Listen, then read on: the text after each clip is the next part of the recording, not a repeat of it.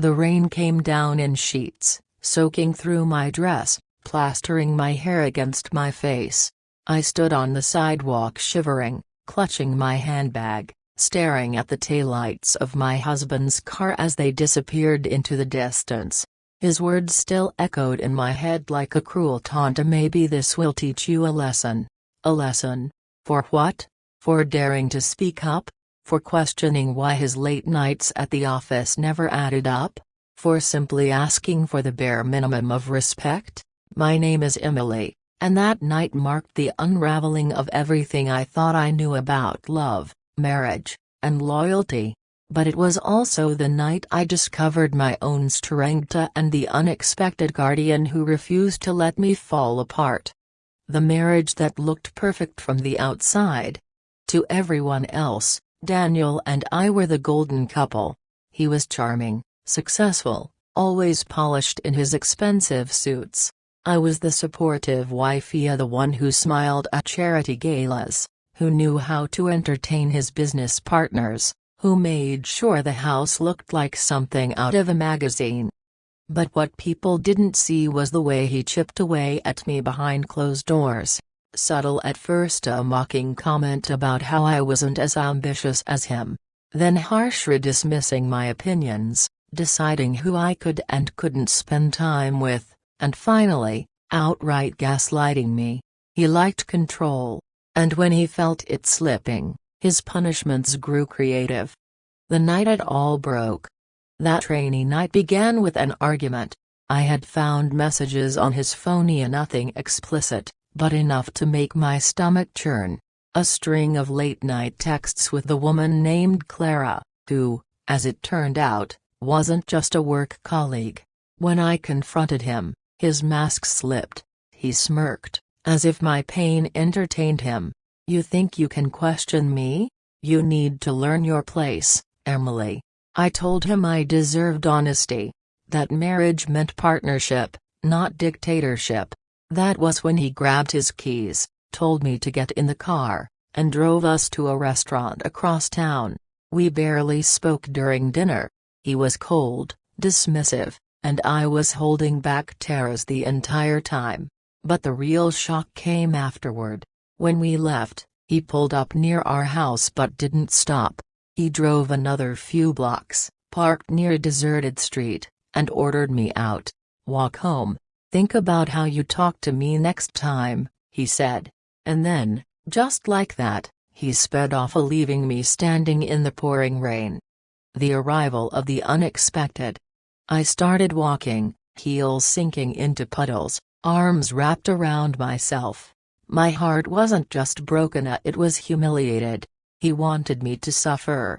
He wanted to show me that without him, I was nothing. But he wasn't the only one watching that night.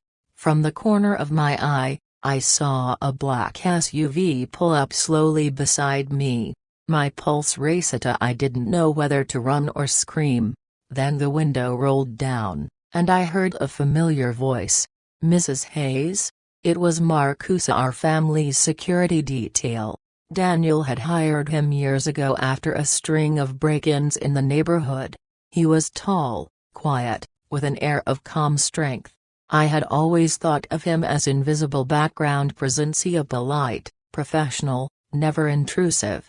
But that night, he stepped out into the rain, walked toward me, and held out his jacket. "You shouldn't be out here. Get in the car." I hesitated. I didn't want him to see me broken, shivering, abandoned. But the compassion in his eyes dissolved the last of my pride. I slipped into the warmth of the SUV, trembling more from emotion than from cold. The truth comes out. On the drive back, Marcus stayed silent until I finally whispered, "Did you see what he did?" He nodded slowly. "I've seen a lot, ma'am. More than you know."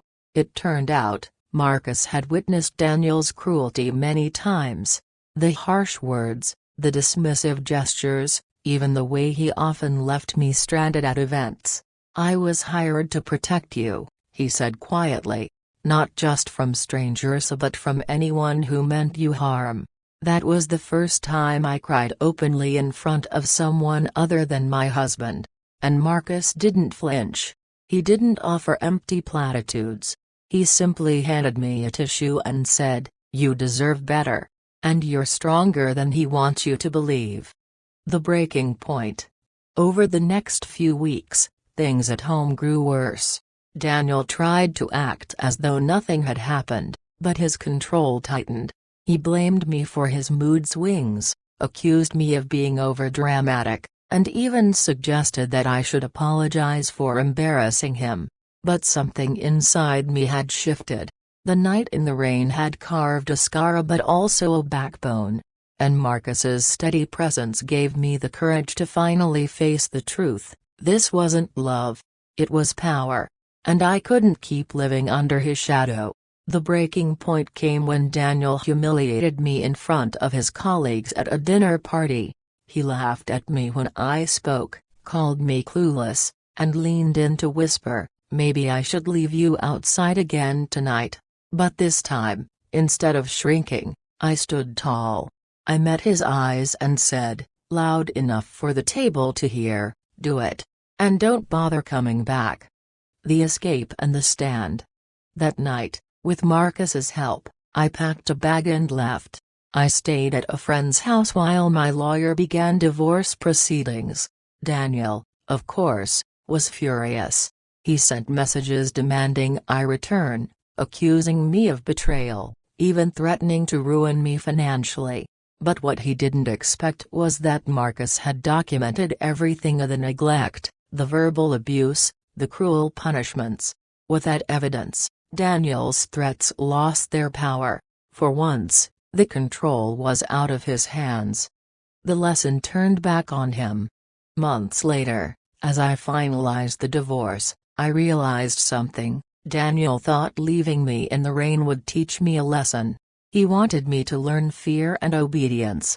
But what I actually learned was freedom. I learned that love should never be conditional, cruel, or humiliating. I learned that silence only fuels the abuser.